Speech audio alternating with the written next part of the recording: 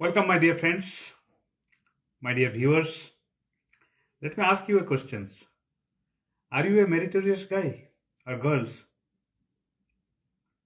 Okay, you are intelligent, meritorious, and also laborious. That means you have the sustenance, you have the tenacity to study for the long times. But can you guarantee that your result will be good because of this quality? Never. There are certain factor also, that is your health. During the day of the examinations, your performance matters on the state of your mind on that 3 years or 2 years, whatever it may be.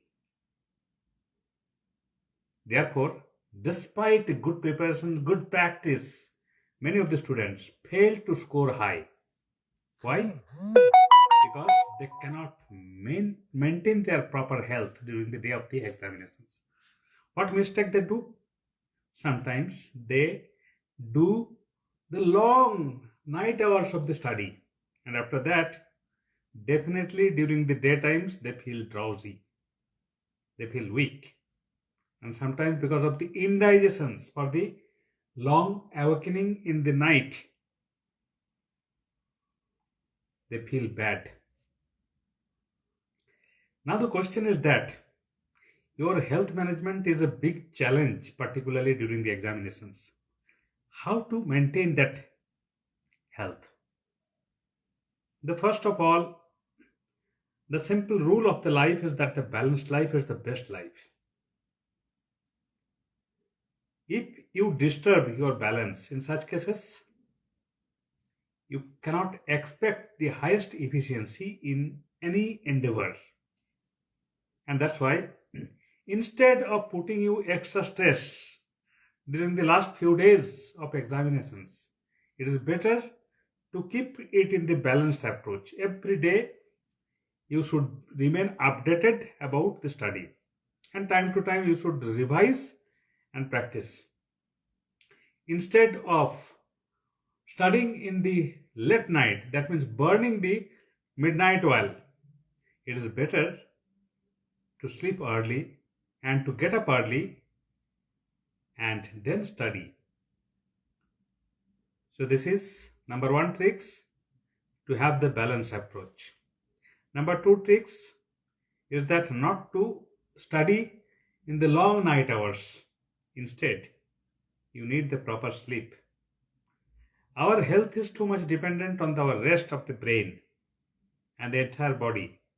And it is the time to rejuvenate the body and to remove the toxicity from the body when we are resting during the sleep.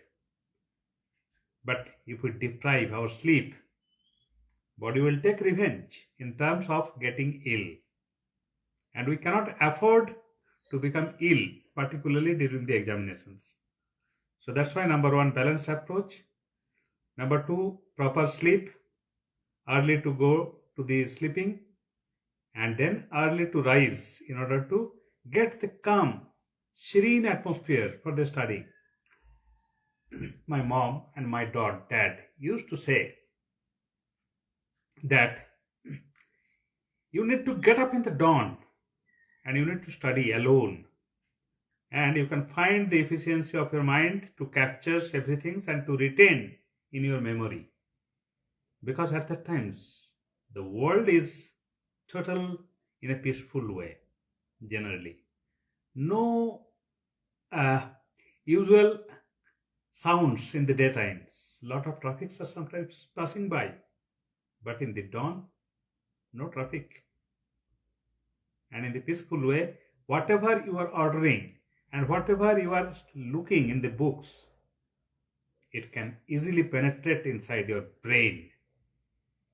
You can be focused while studying. And also, another aspect is that number three, you must take the limited amount of the food, not excess. Excess of everything is bad. Even the food is also bad. You must take food what you can digest. And it is better practice for the Just like the Japanese, they used to fulfill their stomach only up to 80%. Purposefully, they keep 20% of their stomach vacant so that they can digest it effectively.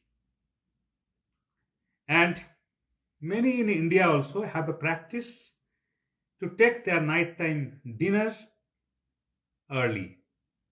That means around 20 hours or around 19:30 hours in the evening, and then after walking a bit and then study for a student.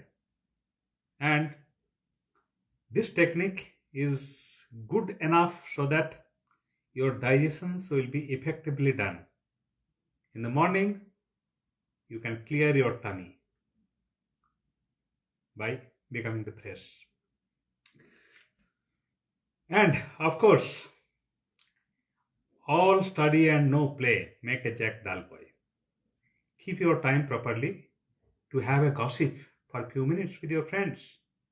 It will give you entertainment. You share some jokes and try to get fresh air in the evening. It will be helpful because while you get the fresh air in the evening, the fresh oxygen will go inside the brain and brain effectiveness will be more. In this way, you can remain healthy also. And by roaming outside in the evening or in the morning by interactions with your people, the healthy, happy hormone will be secreted inside our brain, and that will be very effective to keep ourselves healthy.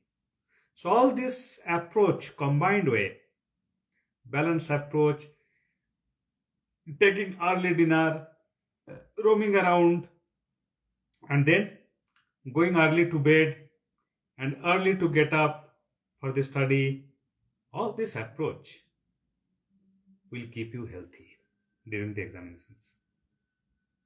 So don't worry, my dear friends, my dear young friends who are in the student.